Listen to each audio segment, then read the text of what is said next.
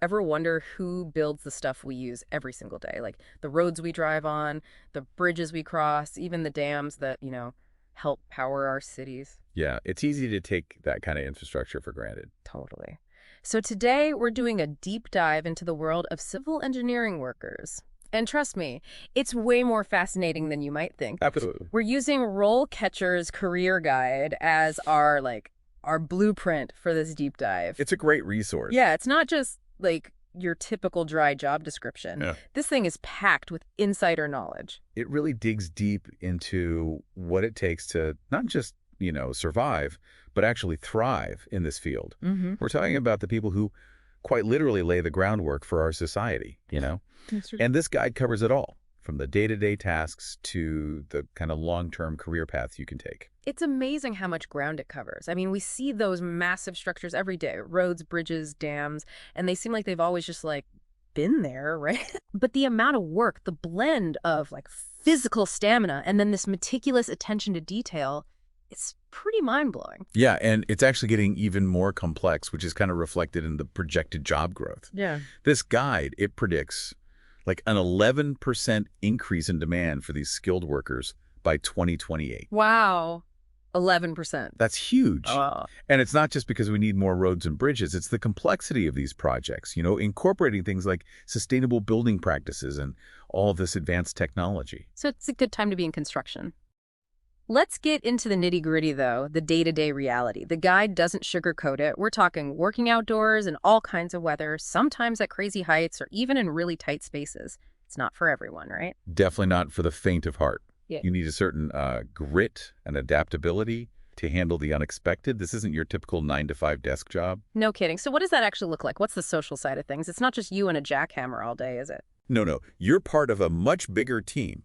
You're working alongside other laborers, of course, but also civil engineers, surveyors, construction managers, all these different disciplines coming together. Wow, so it's a real team effort. Absolutely. You need to be able to communicate effectively, resolve conflicts when they come up, and just work together to achieve this common goal. It's kind of like a complex dance where everyone has to be in sync. I'm getting a much clearer picture now. Okay, so we've talked about the challenges, the need for teamwork, but what about the perks? What does the guide highlight as the big wins of this career path?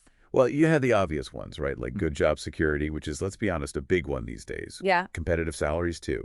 And, of course, the potential for advancement within the field. Yeah, those are all great. But for me, it's the less tangible stuff that's really compelling. Like the guy talks about the sense of accomplishment you feel from contributing to these projects that have a real lasting impact on your community. It's true. It's not just a job. It's like leaving your mark on the world. Now that's job satisfaction. But let's be real. No job is perfect. What about the downsides? Well, the guy's pretty honest about that, too. Long hours, for one. Yeah, I can imagine. And it can be physically demanding, sometimes even dangerous. There's also this constant pressure to stay up to date with the latest technologies, new construction methods. It's a lot to keep up with. The constant learning curve can feel like a double-edged sword sometimes, but the guide does seem to emphasize that, doesn't it? That need for continuous learning. It's essential in this field. Yeah. I mean, think about it. You're not just learning how to, pour concrete. You're learning about new materials, new techniques, new technologies, and it's constantly evolving. So you really have to be a lifelong learner to make it in this field. Exactly. And that's where understanding things like building information modeling or BIM software comes in. Okay, pause right there. BIM software. I think we need to unpack that a little for our listeners who might not be, fluent in engineering. What exactly is BIM, and how does it play into the daily work of a civil engineering worker? You're right. Not everyone speaks fluent engineering. Mm-hmm. So BIM software, it's like, imagine digital modeling, but on steroids. Okay, I'm intrigued. Instead of just having a flat blueprint, you're creating a 3D model of the entire structure, like down to the pipes and wiring. So we're talking about a level of detail that most people wouldn't even consider, like catching potential problems before they even happen. Exactly. And that level of precision, it impacts everything. BIM helps avoid costly rework, keeps projects on schedule, and even improves safety, by identifying those potential hazards in the virtual world first. It's like having X-ray vision for buildings. No wonder the guide emphasizes the importance of staying current with technologies like BIM. But speaking of staying current, let's shift gears a bit and talk about how people actually get started in this field. What does RoleCatcher's guide suggest for those wanting to break into the world of civil engineering work? It's interesting because the guide highlights both traditional and non-traditional pathways. Of course, a four-year degree in civil engineering is a great foundation, Right. but it's not the only way in. The guide also points to the growing popularity of vocational programs and apprenticeships, which offer, a more hands-on approach. So you can learn the ropes and build a solid foundation even without a four-year degree. That's great news for people who learn best by doing. What about those with some experience under their belt? What does the guide say about climbing the ladder in this field? Specialization is key. The guide really stresses finding your niche and owning it, whether it's bridge construction, road work, or even more specialized areas like sustainable building practices or geotechnical engineering. Becoming an expert in a specific area is a great way to stand out.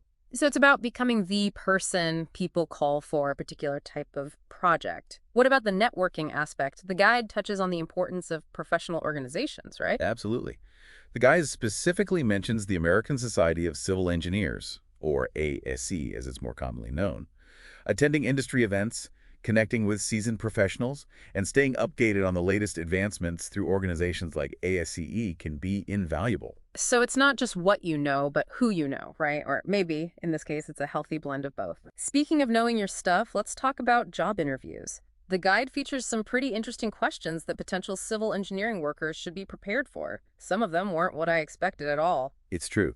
They really go beyond the typical, tell me about your strengths and weaknesses format. Give me an example. What kind of curveballs are we talking about? Well, you have your standard questions about safety protocols on a construction site and how you handle pressure. Right, right. But then there are questions like, how would you deal with a conflict between team members?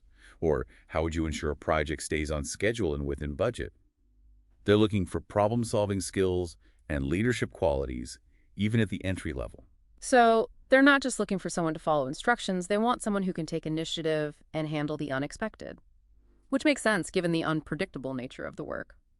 What other surprises did we find in the guide's interview prep section? There's a really interesting question about adapting to new technologies. They want to know you're committed to continuous learning and can keep up with the rapid pace of innovation in the field. It reinforces the idea that a civil engineering worker isn't just a set of hands, but a constantly evolving skill set. It's like they're using those interview questions as a litmus test to make sure you've really absorbed the core messages of the guide. Very clever. As we've been unpacking all this, one thing that really struck me is the sheer breadth of skills required in this field. It's so much more than just physical strength and knowing how to handle tools. I agree. That's what makes this guide so valuable. It peels back the layers and reveals the complexity of the profession. You need to be adaptable, a problem solver, tech-savvy, a team player, and able to communicate effectively. It's a demanding field, but incredibly rewarding. Absolutely. And speaking of rewarding, we can't forget about the sustainability aspect. The guide repeatedly emphasizes the importance of environmentally friendly practices, which is fascinating. It's not just about building structures anymore, it's about building them responsibly. Right. We're seeing a huge shift toward sustainable construction practices, using recycled materials, minimizing waste, and implementing green infrastructure. Could you give us some concrete examples? Like, what does that actually look like on a construction site? Oh, it's everywhere once you start noticing it. Yeah. Think about using recycled aggregates in the concrete, for example. Oh. That reduces the need for, brand new materials and shrinks the overall carbon footprint. So it's like repurposing existing materials. Exactly. Or how about incorporating green roofs, or even green walls? Oh, right. I've heard of those. Which, yeah, they provide insulation, but they also help manage stormwater runoff. It's like they serve a dual purpose. Exactly. Mhm. And some projects, get this, they're even using solar panels to power the construction process itself. Wow. So you're further reducing the reliance on those fossil fuels. That's amazing. And then there's, the selection of the building materials themselves. Right. Using sustainable materials that are, responsibly sourced and have a lower environmental impact. So it's really about thinking about the entire life cycle of a material. Absolutely. From the moment it's, extracted or harvested to the eventual disposal, it's a whole new way of thinking about construction. It's like they're building with the future in mind, not just the present. It's incredible how much sustainability is woven into every aspect of civil engineering now. Yeah. And it's not just like a passing trend or anything. This is the future of the industry. I think so too. And it's something that really resonated with me as we were, looking through this guide. Oh, yeah. It's like we're giving the next generation of these workers the tools, the knowledge to build a better world. It's not just about building structures, right? It's about building a better future for everyone. Exactly. Well said.